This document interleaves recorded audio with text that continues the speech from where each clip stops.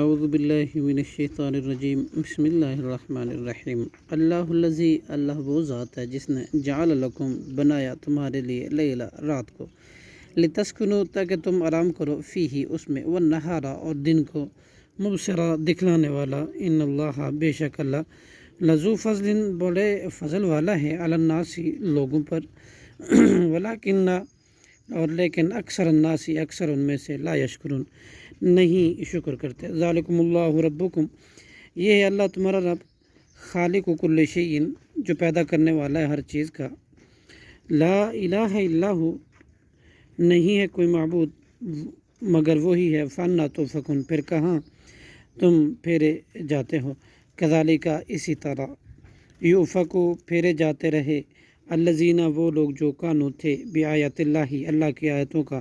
یجحدون انکار کرتے اللہ الذی اللہ وہ ذات ہے جس نے جعل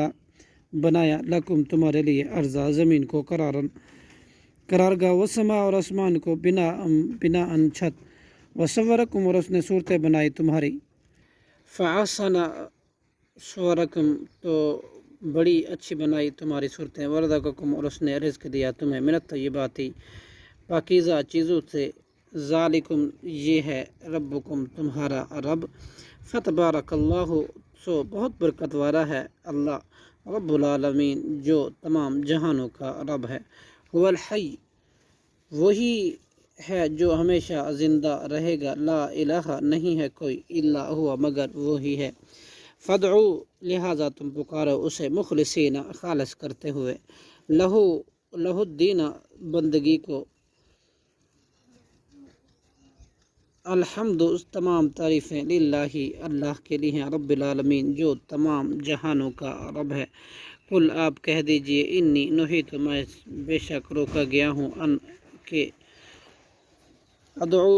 اعبد کہ میں عبادت کروں الذین ان کی جو تدعون تم پکارتے ہو من دون اللہ اللہ کے سوا لما جب کہ جاءنی آ گئی میرے پاس بیناتی واضح دلیل